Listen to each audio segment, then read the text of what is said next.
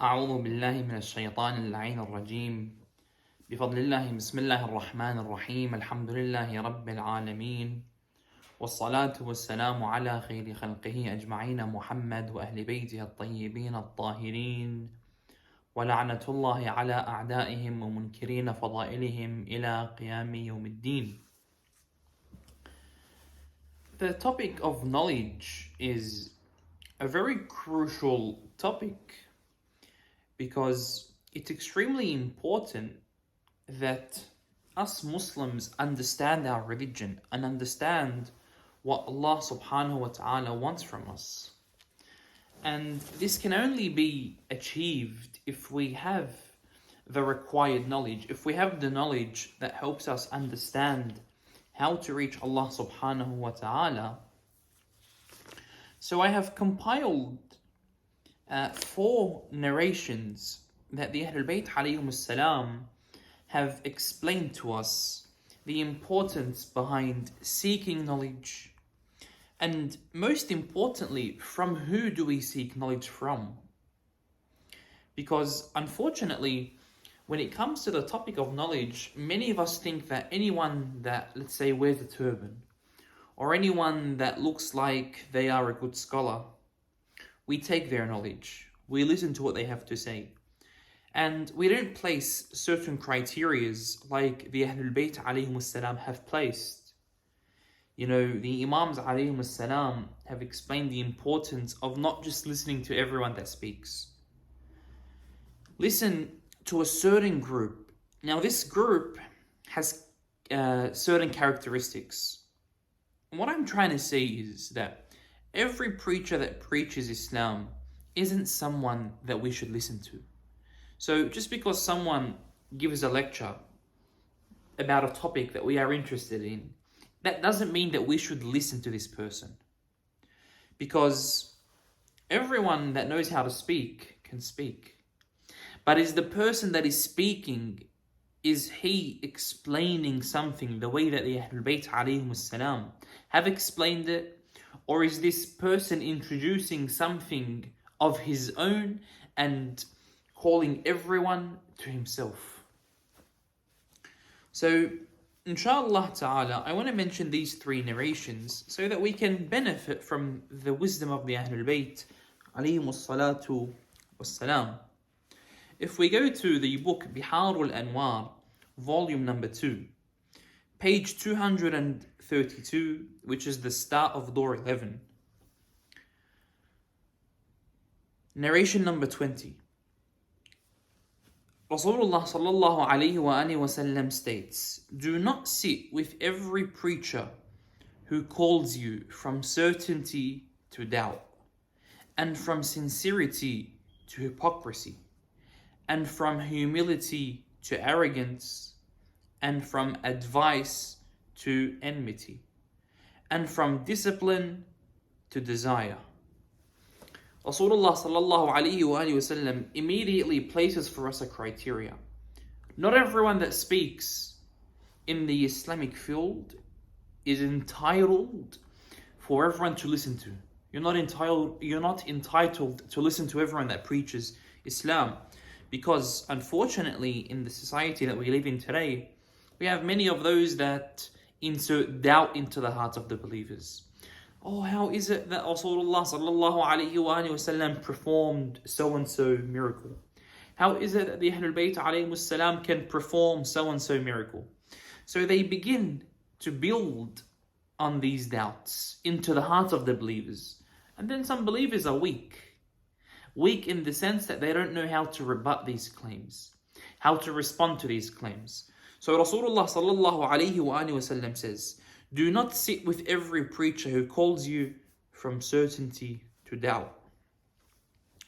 My brothers and sisters, what is meant by doubt? Doubt is a psychological disease of instability. When you have yaqeen, when you have certainty, you are psychologically, you have a psychologically stance of stability. You're stable. You understand, you know. You have the certainty in this belief. When you begin to feel uncertain about things, shak, I don't know. I'm uncertain. Should I stand here? Should I stand there? I'm uncertain. Uncertainty is a state of psychological instability. So you are no longer stable. Unfortunately, what certain scholars in the society that we live in today aim to do is to bring the people into the field of psychological instability. They don't want you to be stable. They want you to doubt. And then they want to build your belief system on the way that they think, on the way that they operate. So Rasulullah sallallahu alaihi wasallam says, don't sit with these people. Don't listen to these preachers. And from sincerity to hypocrisy. Why do you need to be sincere? There is no need to be sincere. Who cares about everyone? Do what you please. Do what you want. And from humility to arrogance. You are better than this person. I wear clothes. I wear branded clothes. And you wear from a shop that isn't worth much. Someone that calls you to this is someone that you should refrain from. And from advice to enmity. Don't listen to the advice that people have to give you. You listen to yourself. Do what you want. Who cares about asking for the opinions of others? Whereas in Islam, we have many narrations that explain the importance of taking advice from others. The importance of speaking to others. We call this mushawara, asking for advice before you make certain decisions. And then Rasulullah sallallahu alaihi wasallam presents forth the criteria of those that you should sit with. He says, and draw closer to the preacher who calls you from arrogance to humility, and from hypocrisy to sincerity, and from doubt to certainty, and from desire to discipline. Rasulullah, he places an emphasis from doubt to certainty. Don't sit with the scholar that inserts doubt into your heart. No, that's incorrect. The one that we should sit with is someone that comes and explains to us the virtues of the Ahlul Bayt, the rights of the Ahlul Bayt, and he instills in our heart certainty in these words. Doesn't make you doubt. Unfortunately, and inshallah one day we can explain this, the Ahlul Bayt alayhimus salam are not ordinary human beings. When we look at their rituals, when we look at their fada'il, their merits, some people say, well, how is this possible? It's possible because they are not human beings. They are not like us. And inshallah, we need to explain this through another session. The one who intends to instill doubt in your heart, you know what he really wants to do? He wants to instill within us doubt, which means they want to take us from a psychological state of stability to a psychological state of instability. They want you to become unstable in the way that you think, so that then you can adopt their way of thinking. It's like Richard Dawkins when he says that we must not teach our children religion. We must let them grow up and not indoctrinate them with the concept of religion and believing in a God. That in itself, what Richard Dawkins is trying to do is, number one, remove the concept of religion. But what he is trying to do blind-sightedly, whereas people won't realize, is that he is calling the people to himself. Adopt my way of thinking. Adopt the way that I act and raise your children based on what I say. You see? They call you to their path. Narration number 2. And this narration, my brothers and sisters, speaks about how do we place levels between the Shia? How do we know who we should listen to, who we should speak to? Imam al-Sadiq alayhi salam narrates in the book Bihar al-Anwar, volume number 2, page 256, door number 14, narration number 1. Imam al-Sadiq alayhi salam states, know our Shia's level by the amount of narrations they narrate from us. If you want to place the Shia on a scale, the scale should encompass the amount of narrations they narrate from us, the Ahlul Bayt alayhimus salam. And understand that we, the Ahlul Bayt, do not consider an individual a scholar amongst the people up until he becomes a narrator. a narrator of hadith. So then the narrator says, I asked Imam al-Sadiq alayhi salam, "O my master, can a scholar become a narrator?" Imam al-Sadiq alayhi salam replied and said, he becomes an understander of the narration. And when he understands the narration, he becomes a narrator. Understanding the narrations of the Ahlul Bayt alayhim salam is from within the blessings that Allah subhanahu wa ta'ala instills in the heart of the believer. It's a form of love, a form of mercy, a form of blessing that Allah subhanahu wa ta'ala instills into the heart of the believer. So my brothers and sisters, the Ahlul Bayt alayhim salam place for us a criteria that the scale to understand or to understanding the preachers is to understand the amount of narrations they narrate. That's how you rate them. The amount of narrations they narrate from us, the Ahlul Bayt. Many of us, we memorize soccer teams. We memorize the types of, let's say, soccer players, how many goals they scored, what they did, their family life, when did they start playing soccer. We memorize all of these things. But how many narrations do we memorize from the Ahlul Bayt alayhim salam? That's why there is a very significant importance on memorizing 40 narrations from the Ahlul Bayt alayhim salam.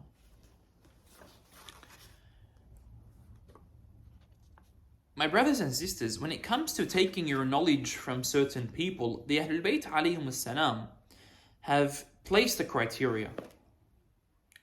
The criteria of who should I take my knowledge from.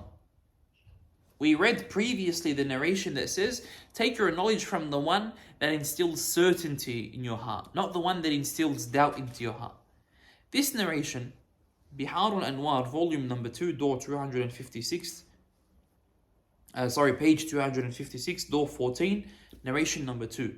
Ali ibn Suwaid as-Sa'i says that I entered upon Imam al-Kadhimi alayhi salam. Ali ibn Suwaid says that I wrote to Imam al-Kadhim one day asking him a question. So then he wrote a letter back to me saying, in relation to your question, who do I take my knowledge from? Ali ibn Suwaid writes a letter to Imam al-Kadhim alayhi salam, and he says to him, "O my master, place for me a criteria. From who should I take my knowledge from? Should I take it from everyone that speaks? Should I take it from everyone that claims to be a follower of you, the Ahlul Bayt? Place for me a criteria, O Imam al-Kadhim."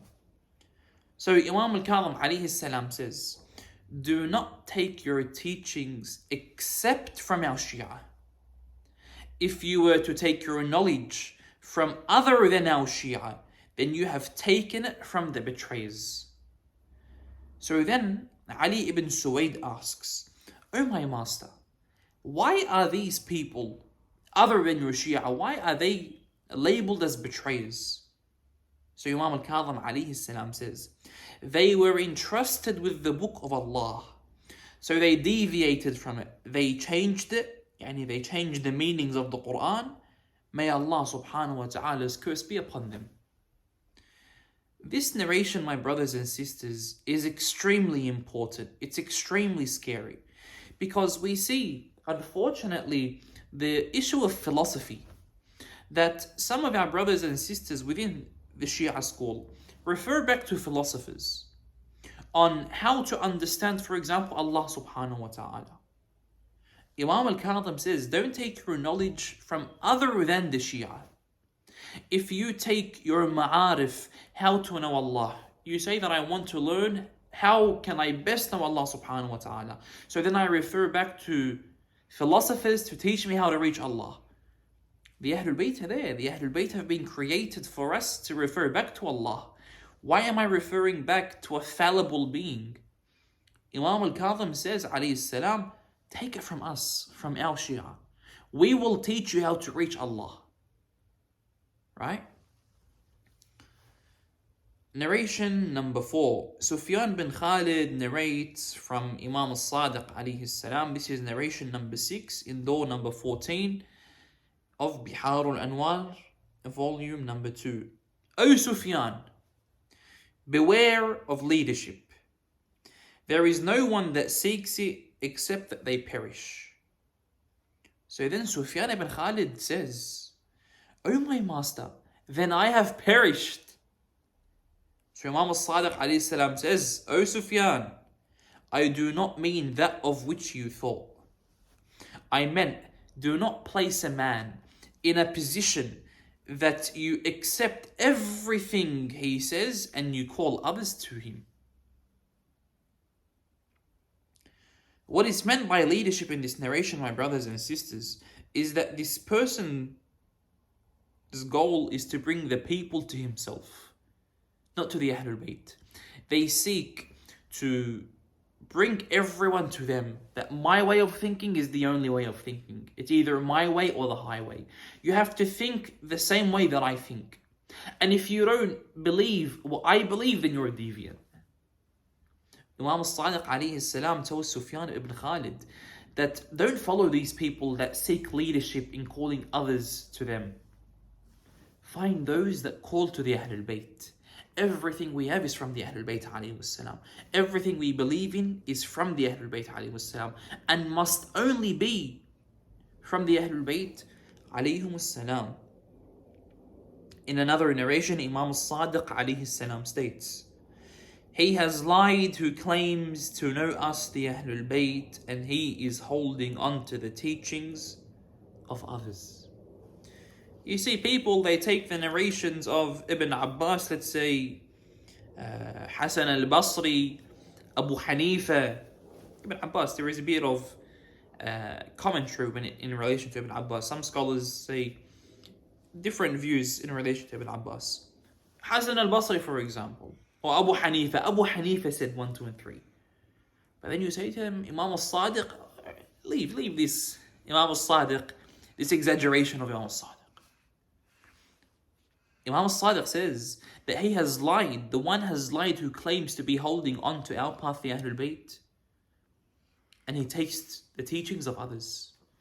It's impossible for us to worship Allah subhanahu wa ta'ala through other channels except the Ahlul Bayt. We can't know Allah based on what philosophers say. We can't know Allah based on the likes of certain philosophers in history that came up and said, one of them says that I found Allah in the pocket of my jubbah. Right? So it's extremely important that when it comes to knowing who Allah is, I look at what the Ahlul Bayt say. Because the Ahlul Bayt alayhim salam are the essence of Allah subhanahu wa ta'ala's His knowledge. So in order for you to reach Allah, you need to go through the channel of the Ahlul Bayt alayhim salam. Inshallah, we can understand the importance of who we should sit with, who we should listen to, who we should understand the teachings of our religion from, and understand that in the end, it's the Ahlul Bayt alayhim salam that teach us how to reach Allah subhanahu wa ta'ala, and none other than them. Don't place someone else before the Ahlul Bayt. The Ahlul Bayt said 1, 2, and 3, but this person says 1, 2, and 3. So I want to take the opinion of this person and disregard the opinion of the Ahlul Bayt. And that is wrong, my brothers and sisters. It's extremely important that the teachings of the Ahlul Bayt alayhim salam are maintained and are respected. Inshallah ta'ala. Allahumma ajjil waliyika al-faraj وامنن علينا برضاه وهب لنا رأفته ورحمته ودعاءه. والسلام عليكم ورحمة الله وبركاته.